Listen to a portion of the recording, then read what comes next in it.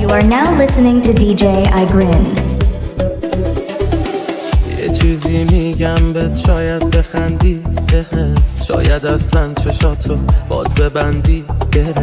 یه چیزی میگم فقط در حد گله اذیت میشم بس که چشمات خوشگله یه چیزی میگم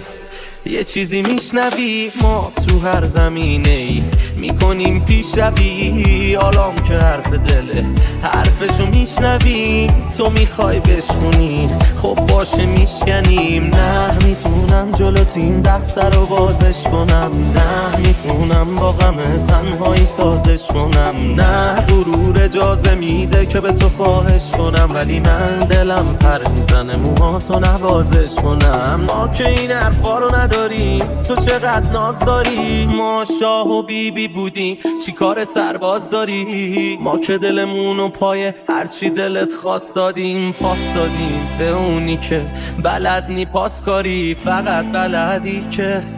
دل منو بشکنی اونی که گفتی واسشی حقشو بشندی فقط میدونی که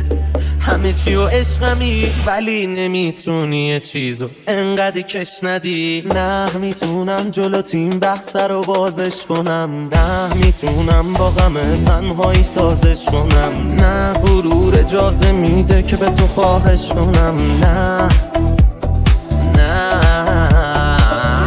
میتونم جلوت این بحث رو بازش کنم نه میتونم با غم تنهایی سازش کنم نه غرور اجازه میده که به تو خواهش کنم ولی من دلم پر میزنه موهاتو نوازش کنم